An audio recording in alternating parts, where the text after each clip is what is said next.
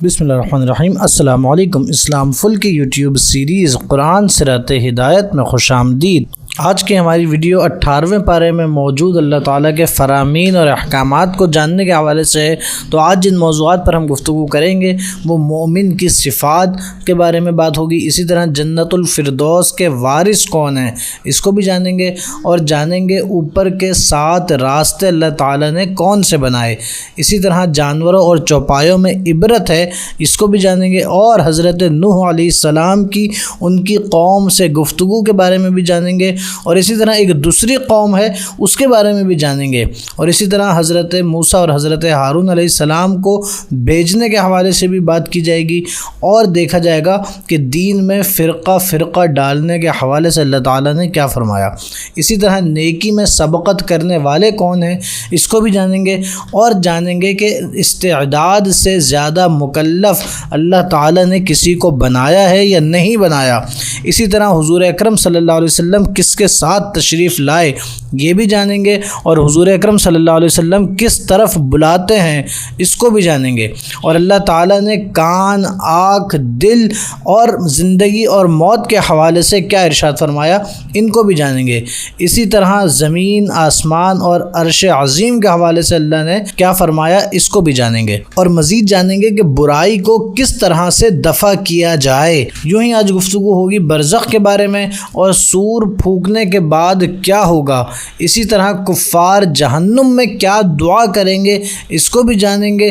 پھر آغاز ہو جائے گا سورہ نور کا، جس کا کچھ تعارف بھی ہوگا، اور زانی مرد اور عورت کی سزا اور بدکار مرد و عورت سے نکاح ان کے حوالے سے اللہ نے کیا فرمایا، اسی طرح تہمت کی سزا، اور اگر شوہر تہمت لگائے اور گواہ نہ ہو پھر اس کی سزا، اسی طرح حضرت عائشہ صدیقہ رضی اللہ تعالیٰ عنہ کی شان اور ان کی براءت کے حوالے سے جو اللہ تعالیٰ نے آیات نازل فرمائی ان کا بھی ذکر ہوگا، اور اسی طرح مسلمانوں میں جو بے حیائی پھیلائے اس کے حوالے سے اللہ تعالیٰ نے کیا فرمایا، اور یوں ہی جانیں گے کہ تہمت لگانے والے کو اللہ نے کیا فرمایا ہے، اسی طرح پاک مرد اور پاک عورتوں کے حوالے سے اللہ نے کیا ذکر کیا ہے، اور اسی طرح دوسروں کے گھر میں داخل ہونا اور سلام کرنے کے حوالے سے اللہ نے کیا فرمایا ہے، اور مستقل سکونت کی جگہ کون سی ہے، مومن مردوں کے حوالے سے اللہ تعالیٰ نے ان کی نگاہوں کو کیا حکم ارشاد فرمایا ہے، اسی طرح عورتوں کو بھی اللہ تعالیٰ نے کیا حکم فرمایا ہے،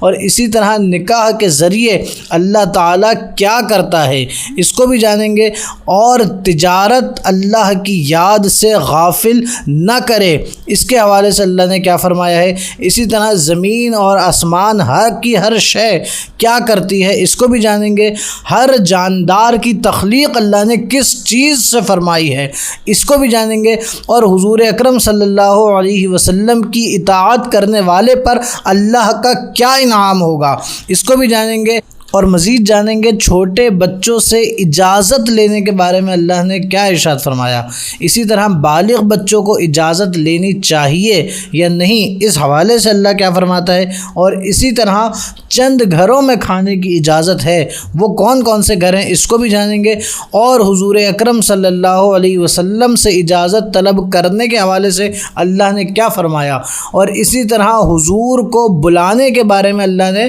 کیا ارشاد فرمایا اس کو جانیں گے۔ پھر سورہ فرقان کا آغاز ہو جائے گا، سورہ فرقان میں جانیں گے حضور اکرم صلی اللہ علیہ وسلم تمام عالمین کے لیے رحمت تو ہیں، اس کے ساتھ مزید کیا ہیں، اور جانیں گے کفار کا قرآن شریف کو افسانہ اور جھوٹ کہنے کا ذکر اللہ نے جو فرمایا ہے اس کو بھی جانیں گے، اور جانیں گے قیامت جھٹلانے والے کے لیے کیا کیا عذابات ہیں، اور کیا بہتر ہے یہ یا پھر جنت۔ ان تمام عظیم موضوعات اور عظیم علم کے خزانے کو انشاءاللہ جانیں گے ہم آج کی اس ویڈیو میں۔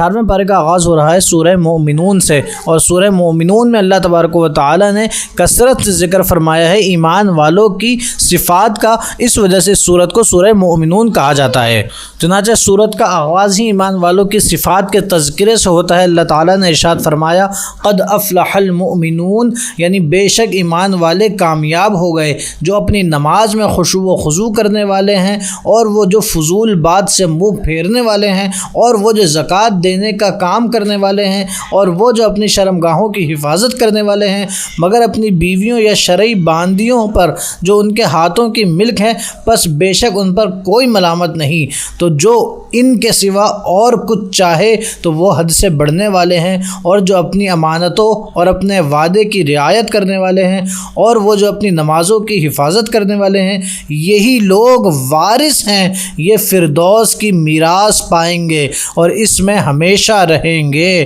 तो हमारे नाज़रीन, देखा आपने कि जो ईमान वाले हैं जिनके अल्लाह ताला ने खसलतें बयान फरमाई हैं, इनका ये दर्जा और ये मकाम अल्लाह ने रखा है कि ये जन्नतुल फिरदौस के वारिस हैं, और इन्हें फिरदौस यानी जन्नतुल फिरदौस अता की जाएगी और जिसमें ये हमेशा रहेंगे। और इसी सूरह मोमिनून की आयत नंबर 17 में अल्लाह तबारक व तआला ने फरमाया और बेशक हमने तुम्हारे ऊपर 7 रास्ते बनाए और हम मखलूक से बेखबर नहीं। अब ये 7 रास्ते क्या हैं? तो ये 7 वो रास्ते हैं कि जिनसे फ़रिश्ते दुनिया में आते जाते हैं। और अब मज़ीद आगे चलें तो इसी सूरह मोमिनून की आयत नंबर 21 और 22 में अल्लाह ताला ने मोमिनों के समझने के लिए जानवरों को भी मिसाल और इबरत बनाया है। अल्लाह ताला इरशाद फरमाता है और बेशक तुम्हारे लिए चौपायों में समझने का मकाम है, हम तुम्हें इसमें से पिलाते हैं जो इनके पेट में है, और तुम्हारे लिए इनमें बहुत फ़ायदे हैं, और इन्हीं से तुम खाते हो, और इन पर और कश्तियों पर तुम्हें सवार किया जाता है। तुम्हारे नाज़रीन, देखा आपने कि अल्लाह ताला ने जानवरों को भी तख्लीक फरमाया है, तो वो भी इंसान के बड़े फ़ायदे के लिए। अल्लाह ताला इरशाद फरमाता है कि इसमें भी तुम्हारे लिए बड़े फ़ायदे हैं कि तुम इनमें से पीते हो, यानी इनके दूध वगैरह, गाय और भैंस वगैरह के, और इसी तरह इनको खाते हो, जैसे कि हम ग़िज़ाएँ खाते हैं, मुर्गी हो गई, मछली हो गई, गाय वगैरह हो गई, ऊँट वगैरह हो गए। ये अल्लाह ताला ने इंसान के फ़ायदे के लिए बनाई है। तो सोचेंगे जब अल्लाह ने हमारे फ़ायदे के लिए इतना कुछ बनाया है और फिर हमें इरशाद फरमाया है कि हम अल्लाह की इबादत करें, तो फिर हमें चाहिए कि हम अल्लाह ही की इबादत करें। और अब मज़ीद आगे अल्लाह ताला ने हज़रत नूह अलैहिस्सलाम का तज़किरा फिर से ज़िक्र फरमाया है, जिसे हम पिछले पारों में बयान कर चुके हैं, मगर एक काबिल गौर बात ज़रूर सुन लीजिए कि जब हज़रत नूह अलैहिस्सलाम ने अपनी कौम को अल्लाह ताला की इबादत करने का और अल्लाह के सिवा कोई माबूद नहीं है ये बात बताई, तो उन लोगों ने जो एतराज़ किया, हमारे मुसलमान आज ये एतराज़ अपने जहन में बिठा लें और जान लें कि ऐसा एतराज़ करने वाले ये अम्बिया पर कौन लोग होते हैं। तो अल्लाह ताला ने सूरह मोमिनून की आयत नंबर 24 में फरमाया, तो उस कौम के काफिर सरदार ने कहा ये तो तुम्हारे जैसा ही एक बशर है जो चाहता है कि तुम पर बड़ा बन जाए, और अल्लाह चाहता तो फरिश्ता उतारता। तो हमारे नाज़रीन, देखा आपने कि अंबिया इकराम को अपने जैसा बशर कहना ये काफिर सरदारों का काम है, कि जो बहुत बड़े काफिर होते हैं, बहुत बड़े मलऊन होते हैं, उनकी ज़ुबान पर यह रट लगे रहती है कि ये तो हमारे जैसा है। और जो ईमान वाले होते हैं वो तो यही कहते हैं कि अल्लाह के नबियों का मकाम तो सबसे बुलंद और सबसे जुदा है, क्योंकि वो अल्लाह के चुने हुए बंदे होते हैं। और मज़ीद आगे चलें तो अल्लाह ताला ने फिर एक और कौम का जिक्र करते हुए इरशाद फरमाया कि फिर हमने उनके बाद एक दूसरी कौम पैदा की, तो हमने उनमें एक रसूल उन्हीं में से भेजा कि अल्लाह की इबादत करो, उसके सिवा तुम्हारा कोई माबूद नहीं। तो क्या तुम डरते नहीं? उस कौम के वो सरदार बोले जिन्होंने कुफ्र किया, यानी उस कौम के भी काफिर सरदार बोले और आखिरत की मुलाकात को उन्होंने झुटलाया। उन्होंने कहा कि ये तो तुम्हारे जैसा एक आदमी है, जो तुम खाते हो ये भी उसी में से खाता है, जो तुम पीते हो ये उसी में से पीता है। अगर तुम अपने जैसे आदमी की इताअत करोगे तो तुम ज़रूर खसारा पाने वाले हो। तो हमारे नाजरीन, देखा आपने कि नबियों को अपने जैसा कहना ये शुरू से काफिरों का काम है। हर कौम के काफिर नबी को अपने जैसा कहते थे, और हर कौम के मोमिन नबी पर ईमान लाते थे, और नबी को अल्लाह की तरफ से भेजा हुआ अल्लाह की हर रहमत का वसीला समझते थे। अब आप अपने आप को देख लें कि आप हजूर अकरम सल्लल्लाहु अलैहि वसल्लम को क्या समझते हैं, अपने जैसा جیسا سمجھتے ہیں یا حضور کو سب سے عرفہ و اعلیٰ سمجھتے ہیں۔ جو کوئی حضور کو اپنے جیسا کی رٹ لگاتا پھرے اور کہے کہ ہمارے تمہارے جیسے ہیں، قرآن کی روشنی سے جان لیں کہ یہ کافر سرداروں کا کام ہے کہ وہ نبی کو اپنے جیسا کہتے ہیں۔ اور اب مزید آگے چلیں تو جان لیتے ہیں کہ نیکیوں میں سبقت کرنے والے کون ہیں، اور اس حوالے سے اللہ تعالیٰ نے کیا فرمایا۔ چنانچہ اللہ تعالیٰ سورہ مومنون کی آیت نمبر 57 سے ارشاد فرماتا ہے، بے شک وہ جو اپنے رب کے ڈر سے خوف زدہ ہیں، اور وہ جو اپنے رب کی آیتوں پر ایمان لاتے ہیں، اور وہ جو اپنے رب کے ساتھ کسی کو شریک نہیں ٹھہراتے، اور وہ جنہوں نے جو کچھ دیا وہ اس حال میں دیتے ہیں کہ ان کے دل اس بات سے ڈر رہے ہیں کہ وہ اپنے رب کی طرف لوٹنے والے ہیں۔ یہ لوگ بھلائیوں میں جلدی کرتے ہیں اور یہی بھلائیوں میں سبقت کرنے والے ہیں۔ تو ہمارے ناظرین، ہمیں بھی چاہیے کہ ان امور پر عمل کریں جن کا اللہ تعالیٰ نے حکم دیا ہے اور بھلائی والے لوگوں کو بتایا ہے، کہ ہمیں بھی چاہیے کہ ہم اللہ سے ڈرتے رہیں، اللہ کی آیتوں پر، اس کے رسولوں پر ایمان لائیں، اور اللہ کے ساتھ کسی کو شریک نہ ٹھہرائیں، اور جو کچھ اللہ نے دیا ہے اس میں سے خرچ کریں، اور اپنے رب کی طرف لوٹنے پر ڈرتے رہیں کہ ہمیں اللہ کی طرف بھی لوٹنا ہے، اور کوئی عمل کریں تو یہی سوچ کے کریں کہ وہ بھلائی والا عمل ہو اور اس میں جلدی کی جائے۔ اور یوں ہی مزید آگے چلیں تو اللہ تبارک و تعالیٰ نے ارشاد فرمایا کہ اللہ تعالیٰ کسی جان پر اس کی طاقت سے زیادہ بوجھ نہیں ڈالتا۔ سورہ مومنون کی آیت نمبر 62 میں اللہ تبارک و تعالیٰ فرماتا ہے، اور ہم کسی جان پر اس کی طاقت سے زیادہ بوجھ نہیں رکھتے، اور ہمارے پاس ایک کتاب ہے جو حق بیان کرتی ہے اور ان پر ظلم نہیں ہوگا۔ ہمارے ناظرین اس بات پہ بھی دیکھیں کہ اللہ تعالیٰ نے ازلی فیصلہ فرما دیا ہے کہ اللہ تعالیٰ کسی کی جان سے زیادہ اس پر بوجھ نہیں ڈالے گا۔ مگر ہمارے ماحول میں دیکھا جائے تو کسی پر کچھ آزمائش، کچھ ذرا سی تکالیف آ جاتی ہیں تو وہ معاذ اللہ پر اعتراض کرنا شروع ہو جاتا ہے، اور کچھ ایک جملے ایسے بھی سنے جاتے ہیں جو کہ شدید ترین برے جملے ہیں، کہ معاذ اللہ یہ کہا جاتا ہے کہ غضب خدا کا ہمارے ساتھ ایسا ہو گیا ویسا ہو گیا۔ حالانکہ اللہ تعالیٰ قرآن مجید میں واضح طور پر ارشاد فرما چکا ہے کہ اللہ تعالیٰ کسی پر ظلم نہیں کرتا اور اس کی جان سے زیادہ بوجھ اور اس پر مصیبتیں بھی نہیں ڈالتا۔ تو ہمیں اسی بات پہ صبر کرنا چاہیے کہ کوئی بھی مصیبت اگر آتی ہے، تکالیف اور آزمائشیں آتی ہیں تو اس پر صبر کریں، پھر صبر کرنے کا تو اللہ تعالیٰ اجر عطا فرماتا ہے۔ مزید آگے چلیں تو سورہ مومنون کی آیت نمبر 70 میں اللہ تبارک و تعالیٰ حضور اکرم صلی اللہ علیہ وسلم کے حوالے سے ارشاد فرماتا ہے کہ حضور اکرم صلی اللہ علیہ وسلم تو ان کے پاس حق کے ساتھ تشریف لائے، اور ان کافروں میں اکثر حق کو ناپسند کرتے ہیں۔ اب ذرا ہمارے ناظرین دیکھیں کہ اللہ تعالیٰ کو اپنے حبیب مکرم صلی اللہ علیہ وسلم سے کتنی محبت ہے کہ اللہ تعالیٰ نبی تو اس لیے بھیجتا ہے کہ وہ لوگوں کو اللہ کی طرف لگائیں اور اللہ کی حقانیت بتائیں کہ اللہ حق ہے اور وہی ایک معبود ہے، مگر وہ ایک رب، ایک جو حق رب ہے، وہ حضور کے بارے میں مومنوں کو بتاتا ہے کہ یہ میرا محبوب حق کے ساتھ تشریف لایا ہے۔ اور اسی کی آیت نمبر 73 میں اللہ تعالیٰ نے فرمایا ہے وَإِنَّكَ لَتَدْعُوهُمْ إِلَىٰ صِرَاطٍ مُسْتَقِيمٍ، یعنی بے شک آپ انہیں سیدھی راہ کی طرف بلاتے ہیں۔ یعنی حضور کی دعوت پہ لبیک کہنا، حضور کی اطاعت و پیروی کرنا ہی اصل حق کی راہ ہے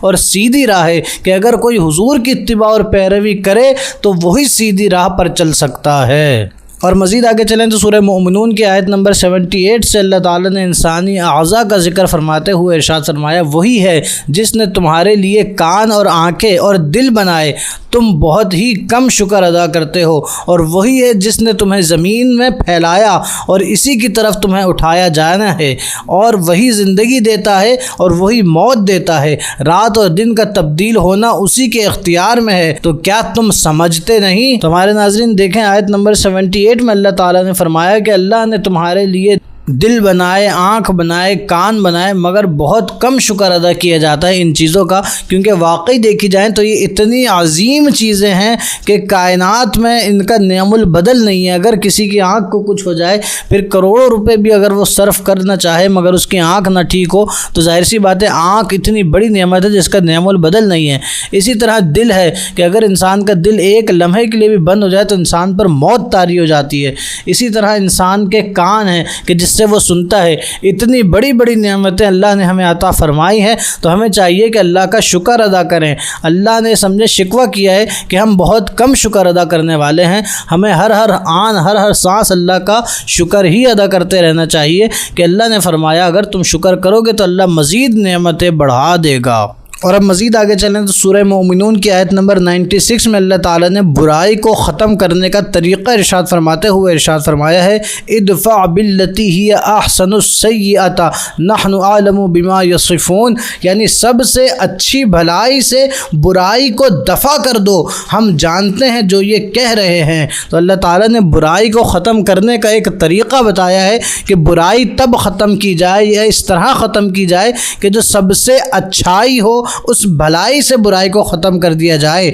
اس کی مفسرین اکرام نے 3 وجہ بتائی ہیں یا 3 چیزیں بتائی ہیں کہ اس کا کیا مفہوم ہے۔ تو جیسے مفسرین اکرام فرماتے ہیں کہ توحید جو کہ سب سے اعلیٰ بھلائی ہے، شرک کو اس کے ذریعے سے ختم کر دیا جائے۔ اسی طرح اطاعت و تقوی یہ ایسی بھلائی ہے جس کے ذریعے گناہوں کو، معصیتوں کو دفع کر دیا جائے۔ اسی طرح اخلاق اتنی اچھائی، اتنا اچھا بھلا ہے، عفو و درگزر کرنا،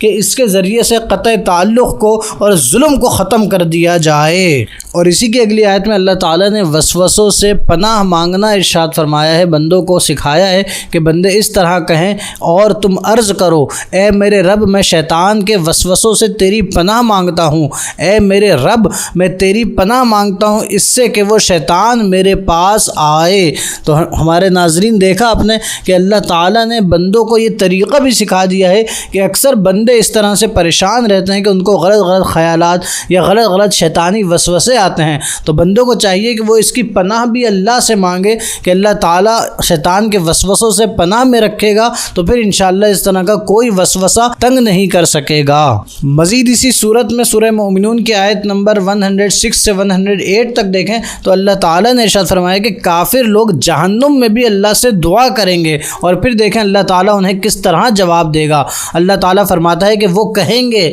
اے ہمارے رب ہم پر ہماری بدبختی غالب آئی اور ہم گمراہ لوگ تھے، اے ہمارے رب ہمیں دوزخ سے نکال دے، پھر اگر ہم ویسے ہی کریں تو بے شک ہم ظالم ہوں گے۔ اللہ فرمائے گا دھتکارے ہوئے جہنم میں پڑے رہو اور مجھ سے بات نہ کرو۔ تو دیکھا ہمارے ناظرین کہ اللہ تعالیٰ نے کتنا سخت حکم ارشاد فرمایا کہ جو ایک بار جہنم میں چلا جائے گا پھر وہ اللہ سے التجائیں اور دعائیں کرتا رہے گا، اپنی بدبختیوں کو قبول کرتا رہے گا کہ ہم نے یہ ظلم کیے، آئندہ نہیں کریں گے، مگر اس وقت پھر کوئی چارہ نہیں ہوگا، اس وقت پھر نہیں بچایا جائے گا۔ تو ہمارے ناظرین پہلے سے ہی اپنے ایمانوں کی حفاظت کریں، اللہ سے خوب توبہ اور معافی و استغفار کرتے رہیں، اور یہی دعا کرتے رہیں کہ اللہ تعالی ہمیں ایمان کی حالت میں موت عطا فرمائے اور جنت الفردوس عطا فرمائے۔ اور اب آگے چلیں تو سورہ نور کا آغاز ہو رہا ہے جس کی 9 رکوع اور 64 آیتیں ہیں۔ نور اس کا نام رکھنے کی وجہ یہ ہے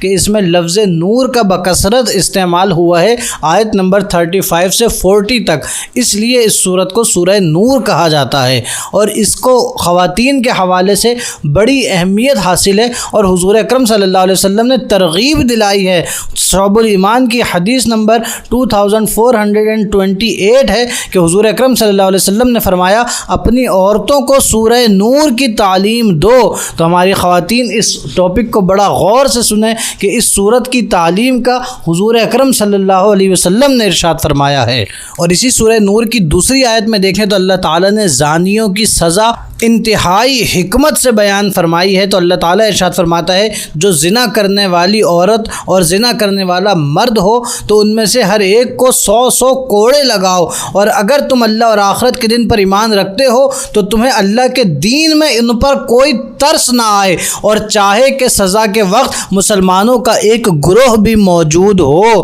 ہمارے ناظرین دیکھا آپ نے اللہ تعالیٰ نے کس حکمت سے یہ سزا تعینات کی ہے اور مسلمانوں میں رائج کی ہے اور کہا ہے کہ اس وقت مسلمانوں کا ایک گروہ بھی موجود ہو۔ اب جب مسلمانوں کا کوئی گروہ اس وقت موجود ہوگا جب زنا کرنے والوں کو سزا دی جا رہی ہوگی، تو اس سے سوچیں کہ جو مسلمان ہوں گے وہ اس سے عبرت حاصل کریں گے اور آئندہ خود وہ گناہ ہرگز نہیں کریں گے، تو اس سے معاشرے میں زنا کا خاتمہ ہوگا۔ تو اگر مسلمانوں میں اسلامی سزائیں رائج ہوں تو یہ اتنی عظیم سزائیں ہیں کہ جو ماحول کو اتنا اجلا کر دیں گی کہ آئندہ پھر کوئی بھی ان جرموں کی طرف نہیں جائے گا جن کی سزا اسلام نے مقرر کی ہوئی ہے۔ اور اب اسی کی اگلی آیت بڑے غور سے سنیں، خاص طور پہ ہماری ینگ جنریشن اس پر خوب توجہ دے کہ اللہ تعالیٰ نے کیا ارشاد فرمایا ہے کہ جو زنا کرنے والے مرد ہوں گے یا زنا کرنے والی عورتیں ہوں گی ان کا پھر رشتہ اللہ تعالیٰ کس سے جوڑے گا۔ اللہ تعالیٰ ارشاد فرماتا ہے زنا کرنے والا مرد بدکار عورت یا مشرکہ سے ہی نکاح کرے گا، اور بدکار عورت سے زانی یا مشرک ہی نکاح کرے گا، اور یہ ایمان والوں پر حرام ہے۔ تو ہمارے ناظرین اپنے آپ کو ہمیشہ زنا سے بچاتے رہیں اور اس کے قریب بھی نہ جائیں کہ اگر خدا نخواستہ کبھی یہ کر بیٹھے تو ایک بڑی محرومی اور بڑے عذاب کو دعوت دینا ہے۔ اور مزید آگے چلیں تو سورہ نور کی آیت نمبر 4 اور 5 میں اللہ تعالیٰ نے ماحول کی ایک اور بہت بڑی برائی کا ذکر کرتے ہوئے ارشاد فرمایا ہے۔ وہ برائی یہ ہے کہ آج کل الزام لگانا، کسی پر بھی تہمت لگا دینا، یہ بڑا عام سا اور معمولی سا سمجھ لیا گیا ہے، حالانکہ یہ کتنا سخت جرم ہے۔ اس حوالے سے اللہ پاک فرماتا ہے اور جو پاک دامن عورتوں پر تہمت لگائے پھر 4 گواہ نہ لائیں تو ان تہمت لگانے والوں کو 80 کوڑے لگائے جائیں اور پھر کبھی پوری زندگی میں ان کی گواہی قبول نہ کی جائے، اور ایسے لوگ فاسق ہیں۔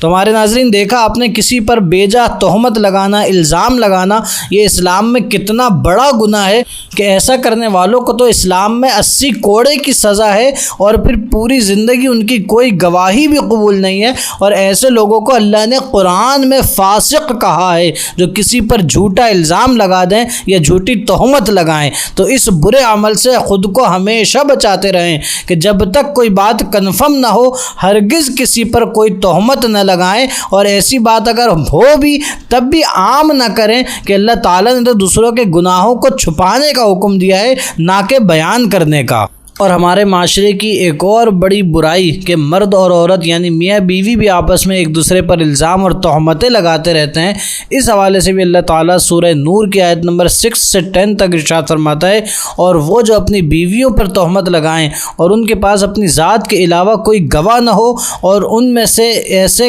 کسی کی گواہی یہ ہے کہ اللہ کے نام کے ساتھ 4 بار گواہی دے کہ بے شک وہ سچا ہے، اور 5ویں بار یہ کہے کہ اس پر اللہ کی لعنت ہو اگر وہ جھوٹوں میں سے ہو، اور عورت سے سزا کو یہ بات دور کرے گی کہ وہ اللہ کے نام کے ساتھ 4 بار گواہی دے اور یہ کہے کہ بے شک مرد جھوٹوں میں سے ہے، اور 5ویں بار یوں کہے کہ عورت پر اللہ کا غضب ہو اگر تو وہ جھوٹوں میں سے ہے۔ تو ہمارے ناظرین دیکھا آپ نے کہ جو لوگ میاں بیوی ہیں انہیں چاہیے کہ وہ بھی آپس میں ہرگز ایک دوسرے پر الزام نہ لگائیں کہ اگر ان کے الزام جھوٹے ہوئے تو ان پر پھر اللہ کی لعنت برسے گی اور اللہ غضبناک ہوگا کہ اگر میاں بیوی آپس میں بھی ایک دوسرے پر جھوٹے الزام لگائیں اور تہمتیں لگائیں۔ اور اب مزید آگے چلیں تو ایک انتہائی اہم واقعے اور حضرت عائشہ صدیقہ رضی اللہ تعالیٰ عنہ کی شان اور عظمت کے حوالے سے اللہ تعالیٰ نے ان کی براءت کا ذکر فرمایا ہے۔ تو وہ واقعہ کیا تھا، پہلے اس کا خلاصہ دیکھ لیتے ہیں۔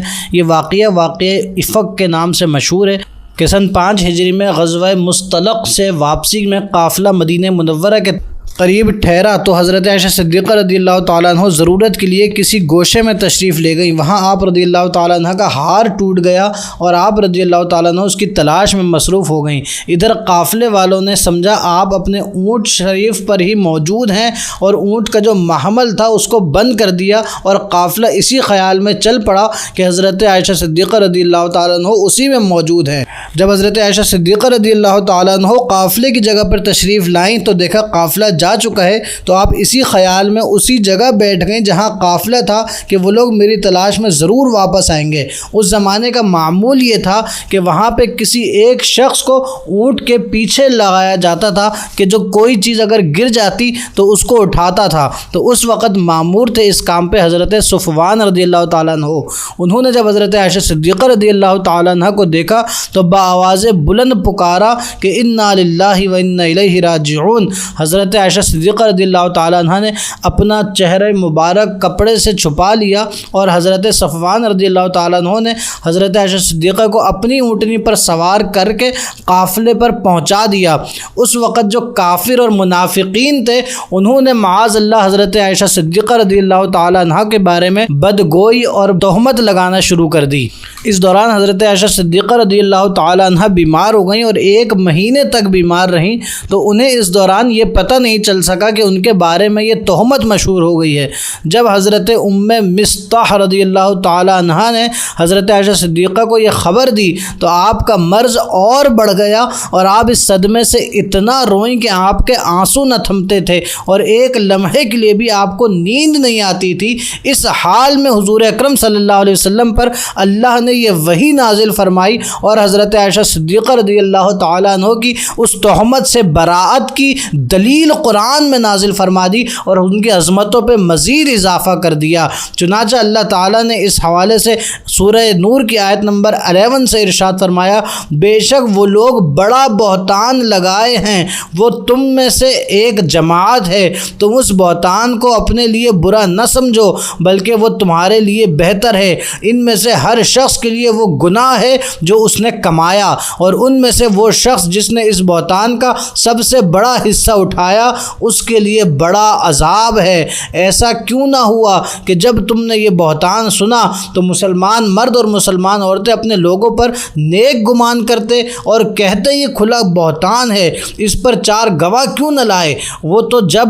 گواہ نہ لائے تو وہی اللہ کے نزدیک جھوٹے ہیں، اور اگر دنیا اور آخرت میں اللہ کا فضل اور اس کی رحمت تم پر نہ ہوتی تو تم اس معاملے میں پڑ گئے تھے اور تمہیں یہ بڑے عذاب تک پہنچاتا۔ جب تم ایسی بات ایک دوسرے سے سن کر اپنی زبانوں پر لاتے تھے اور اپنے منہ سے وہ بات کہتے تھے جس کا تمہیں علم نہ تھا اور تم اسے معمولی سمجھتے تھے، حالانکہ وہ اللہ کے نزدیک بہت بڑا تھا۔ اور کیوں نہ ہوا کہ جب تم نے اسے سنا تھا تو تم کہہ دیتے کہ ہمارے لیے جائز نہیں کہ یہ بات کہیں، اے اللہ تو پاک ہے، یہ بڑا بہتان ہے۔ اللہ تمہیں نصیحت فرماتا ہے کہ دوبارہ کبھی اس طرح کی بات کی طرف نہ لوٹنا اگر تم ایمان والے ہو۔ ہمارے ناظرین دیکھا آپ نے، اللہ تعالیٰ نے اتنی کثرت سے مسلمانوں کو ارشاد فرما دیا اور حضرت عائشہ صدیقہ کو برات فرما دیا کہ یہ ان پر بہت بڑا بہتان تھا، بہت جھوٹا بہتان تھا، اور قیامت تک کے مسلمانوں کو یہ حکم دے دیا کہ دوبارہ کبھی اس طرح کی بات کی طرف نہ لوٹنا اگر ایمان والے ہو۔ یعنی حضرت عائشہ صدیقہ رضی اللہ تعالیٰ عنہ کی عظمت اور ان کی پاکی کے حوالے سے اللہ نے یہ آرڈر مسلمانوں کو دے دیا ہے کہ کبھی زندگی میں دوبارہ ان کی شان میں کوئی تنقیص نہ کی جائے۔ تو آج کل کے ماحول میں دیکھ لیا جائے کہ اگر کوئی بدبخت اور گمراہ شخص حضرت عائشہ صدیقہ رضی اللہ تعالیٰ عنہ کی شان میں کوئی نقص نکالتا ہے تو جان لیں ایسا شخص قرآن کے خلاف ہے، اللہ کے خلاف ہے، اور اللہ کے بتائے ہوئے فرمان کے مطابق وہ ایمان والا نہیں ہے، کیونکہ اللہ نے فرمایا اگر تم ایمان والے ہو تو دوبارہ کبھی ان پر کوئی تہمت نہ لگانا۔ اب اگر کوئی ایسی بدبختی کرتا ہے اور حضرت عائشہ صدیقہ پر معاذ اللہ کوئی اعتراض کرتا ہے تو جان لے ایسے شخص کو بے ایمانوں میں اللہ نے شامل کر دیا ہے۔ اور اب مزید آگے چلیں تو ہمارے ناظرین سورہ نور کی آیت نمبر 26 میں اللہ تعالیٰ نے ارشاد فرمایا ہے کہ کن لوگوں کے لیے کس طرح کی عورتیں ہیں اور کس طرح کی عورتوں کے لیے کس طرح کے آدمی ہیں۔ تو اپنے آپ کو دیکھ لیا جائے، اپنے احوال دیکھ لیے جائیں اور اپنے حال ایسے ہی بنائے جائیں کہ جیسا آپ چاہتے ہیں کہ آپ کو آپ کا لائف پارٹنر ملے۔ اللہ تعالیٰ فرماتا ہے گندی عورتیں گندے مردوں کے لیے ہیں اور گندے مرد گندی عورتوں کے لیے ہیں، اور پاکیزہ عورتیں پاکیزہ مردوں کے لیے ہیں اور پاکیزہ مرد پاکیزہ عورتوں کے لیے ہیں۔ تو ہمارے ناظرین دیکھا آپ نے کہ اگر آپ خود پاک ہوں گے تو اللہ تعالیٰ آپ کے لیے کسی پاک کو ہی منتخب فرمائے گا، اور اگر معاذ اللہ آپ خود ناپاک اور گندے ہیں تو پھر اللہ تعالیٰ آپ کے لیے بھی کسی گندے کو منتخب کرے گا۔ اور مزید آگے چلیں تو سورہ نور کی آیت نمبر 30 اور 31 میں اگر دیکھیں تو اللہ تعالیٰ نے مومن مرد اور عورتوں کو کس طرح سے حیا اور شرم کا درس دیتے ہوئے ارشاد فرمایا ہے کہ مسلمان مردوں کو حکم دیں کہ اپنی نگاہیں کچھ نیچی رکھیں اور اپنی شرمگاہوں کی حفاظت کریں، یہ ان کے لیے زیادہ پاکیزہ ہے، بے شک اللہ ان کے کاموں سے خبردار ہے۔ اور اسی طرح اگلی آیت میں اللہ تعالیٰ نے فرمایا اور مسلمان عورتوں کو حکم دیں کہ وہ اپنی نگاہیں کچھ نیچی رکھیں اور اپنی پارسائی کی حفاظت کریں اور اپنی زینت نہ دکھائیں مگر جتنا بدن کا حصہ خود ہی ظاہر ہے، اور وہ اپنے دوپٹے اپنے گریبانوں پر ڈالے رکھیں اور اپنی زینت ظاہر نہ کریں مگر اپنے شوہروں یا اپنے باپ یا شوہروں کے باپ یا اپنے بیٹوں یا شوہروں کے بیٹوں یا اپنے بھائیوں یا بھتیجوں یا بھانجوں یا اپنی مسلمان عورتوں یا اپنی کنیزوں پر۔ تو ہمارے ناظرین دیکھا آپ نے کہ اللہ تعالیٰ نے مرد اور عورتوں کے لیے باؤنڈری بنا دی ہے کہ مرد بھی اپنی نگاہیں نیچی رکھیں اور خواتین بھی اپنی نگاہیں نیچی رکھیں، اسی طرح اپنی عفت عزت کی حفاظت بھی کریں اور اپنے پردوں کی حفاظت بھی کریں اور اپنی زینت بھی کسی غیر محرم مردوں کو نہ دکھائیں کہ اللہ تعالیٰ نے یہ سختی سے منع کیا ہے۔ یہ مرد اور عورت پر دونوں پر اللہ نے حکم نازل فرمایا ہے کہ مرد بھی نگاہیں نیچی رکھیں اور عورتیں بھی اپنی زینت غیر محرموں سے بچائیں۔ ایسا نہ ہو کہ عورتیں مردوں کے سامنے تو بالکل کالی کلوٹی اور بھنگن بن کر آتی رہیں اور باہر کہیں جانا ہو تو خوب سج دھج کے جائیں، یہ چیز اللہ کو بالکل ناپسند ہے، بلکہ اللہ کو وہ عورتیں پسند ہیں کہ جو زینت کریں تو اپنے شوہروں کے لیے کریں۔ اب مزید آگے چلیں تو سورہ نور کی آیت نمبر 35 میں اللہ تعالیٰ نے اپنے نور کا ذکر کرتے ہوئے ارشاد فرمایا اللہ نور السماوات والارض، کہ اللہ آسمانوں اور زمینوں کا نور ہے، یعنی اللہ آسمانوں اور زمینوں کو روشن کرنے والا ہے۔ اس کے آگے اللہ تعالیٰ نے فرمایا کہ اس نور کی مثال ایسی ہے جیسے ایک طاق ہو جس میں ایک چراغ ہے، وہ چراغ ایک فانوس میں ہے، وہ فانوس ایک موتی کی طرح چمکتا ہوا ستارہ ہے جو زیتون کے برکت والے درخت سے روشن ہوتا ہے، جو نہ مغرب والا ہے اور نہ مشرق والا ہے، اور اللہ تعالیٰ جسے چاہتا ہے اپنے نور کی راہ دکھاتا ہے، اور اللہ تعالیٰ لوگوں کے لیے مثالیں بیان فرماتا ہے، اور اللہ ہر شے کا خوب جاننے والا ہے۔ اور مزید آگے چلیں تو سورہ نور کی آیت نمبر 37 اور 38 میں اللہ تعالیٰ نے کیا خوب اپنے بندوں کو سکھایا ہے کہ جو لوگ تجارت کے نام پر اپنے کاروبار کے نام پر اللہ رسول کی خلاف ورزیاں کرتے ہیں، ان کے حوالے سے اللہ نے ارشاد فرمایا وہ مرد جن کو تجارت اور خرید و فروخت اللہ کے ذکر اور نماز قائم کرنے اور زکوٰۃ دینے سے غافل نہیں کرتی، وہ اس دن سے ڈرتے ہیں جس میں دل اور آنکھیں الٹ جائیں گے، تاکہ اللہ انہیں ان کے بہتر کاموں کا بدلہ دے اور اپنے فضل سے انہیں مزید عطا فرمائے، اور اللہ جسے چاہتا ہے بغیر حساب کے رزق عطا فرماتا ہے۔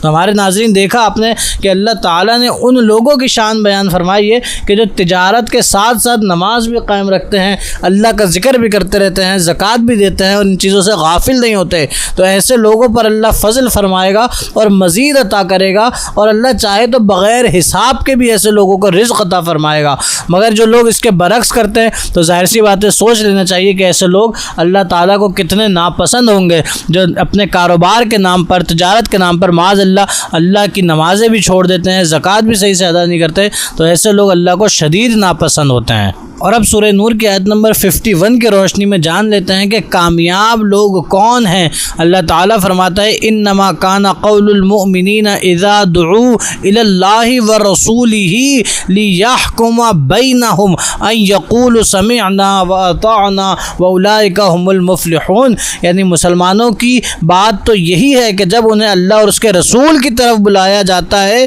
تاکہ رسول ان کے درمیان فیصلہ فرما دیں تو عرض کریں کہ ہم نے سنا اور اطاعت کی، اور یہی لوگ کامیاب ہونے والے ہیں۔ تو ہمارے ناظرین دیکھا آپ نے کامیاب وہی لوگ ہیں جو حضور کی بات سنیں اور کہہ دیں کہ بس ہمیں آئے وہ پسند، آقا آپ کو آئے جو پسند، یعنی جو حضور کا حکم ہو وہ حضور کا حکم آنکھیں بند کر کے اندھا دھن مانیں، کہ حضور کی بات میں یہ نہ دیکھیں کہ ہمیں کیا پسند ہے، ہماری کیا خلاف ورزی ہے، اس میں ہمارے دل کو اچھا لگتا ہے یا نہیں لگتا، یہ کچھ نقش نہ دیکھیں، بلکہ ایمان والوں کی شان اللہ نے بتائی ہے کہ وہ کہیں سمعنا و اطعنا، یعنی ہم نے سنا ہے اور اطاعت کر لی ہے۔ بس یہی ایمان والوں کی شان ہے کہ وہ حضور کا کوئی قول سنیں اور کہیں بس ہم نے سن لیا اور مان لیا کہ یہ تو ہمارے آقا نے فرمایا ہے۔ اور اسی سورہ نور کی آیت نمبر 54 میں اللہ تعالیٰ فرماتا ہے وَإِن تُطِيعُوهُ تَهْتَدُوا، یعنی تم حضور اکرم صلی اللہ علیہ وسلم کی اطاعت کرو گے تو پھر اللہ تمہیں ہدایت عطا فرما دے گا، یعنی ہدایت کا راستہ اللہ نے حضور کی اطاعت کو عطا فرمایا ہے کہ حضور کی اطاعت کی جائے گی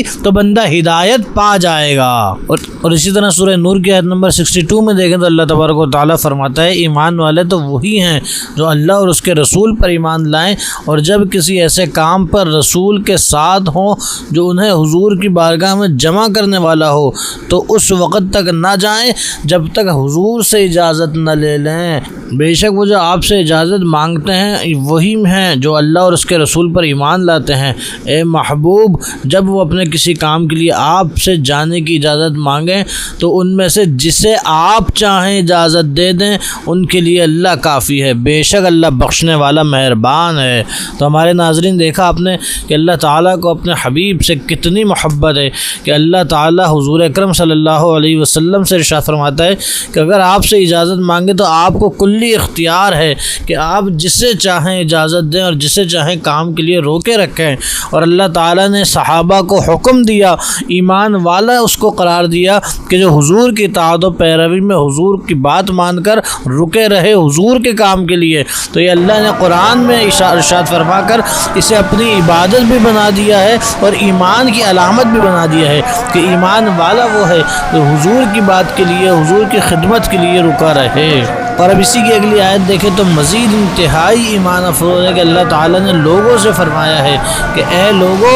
رسول کے پکارنے کو آپس میں ایسا نہ بنا لو جیسے تم میں سے ایک دوسرے کو پکارتے ہو، بے شک اللہ ان لوگوں کو جانتا ہے جو تم میں سے کسی چیز کی آڑ لے کر چپکے سے نکل جاتے ہیں۔ تو رسول کے حکم کی مخالفت کرنے والے اس بات سے ڈریں کہ انہیں کوئی مصیبت پہنچے یا دردناک عذاب پہنچے۔ تمہارے ناظرین دیکھا آپ نے کہ اللہ تعالیٰ نے فرمایا کہ رسول کو اس طرح نہ پکارو جیسے آپس میں ایک دوسرے کو پکارتے ہو۔ تمہارے ناظرین اس سے ایک دیکھیں واضح طور پر ایک بات پتہ چلی کہ جب اللہ نے رسول کو پکارنا اوروں کے پکارنے جیسا نہیں بنایا تو سوچیں گے رسول کی ذات اوروں کی ذات جیسے کیسے ہوگی۔ جب حضور کو پکارنے کا ادب اللہ قرآن میں سکھاتا ہے تو سوچئے کہ جب حضور کا پکارنا لوگوں کو عام پکارنے جیسا نہیں ہے تو حضور کی ذات اور لوگوں کے جیسے کیسے ہوگی۔ حضور کی ذات تو وہ ہے کہ کائنات میں ان کے جیسا کوئی نہیں، کہ اللہ تعالیٰ ان کو پکارنے کے ادب بھی قرآن میں سکھا رہا ہے کہ میرے حبیب کو پکارو تو پھر ایسا نہیں پکارو جیسا آپس میں پکارتے ہو، بلکہ وہ تو سب سے افضل، سب سے اعلیٰ، سب سے بالا ہیں، تو ان کے لیے پکارنا بھی اسی طرح سے ہونا چاہیے کہ جیسا کسی کو نہ پکارا جائے۔ اور مزید دیکھیں آگے اللہ نے فرمایا کہ اگر حضور کے حکم کی مخالفت کی جائے گی تو وہ اس بات سے ڈریں کہ اللہ تعالیٰ پھر سخت ترین عذاب دے گا۔ تو ہمارے ناظرین ہمیشہ حضور کی اطاعت و پیروی کرتے رہیں کہ اسی میں کامیابی اور دونوں عالم کی نجات ہے۔ اللہ سے دعا ہے کہ اللہ کریم ہمیں اپنے حبیب مکرم کی سچی پکی محبت، حضور کی اطاعت و اتباع کرنے کی توفیق نصیب فرمائے، آمین۔ السلام علیکم ورحمۃ اللہ۔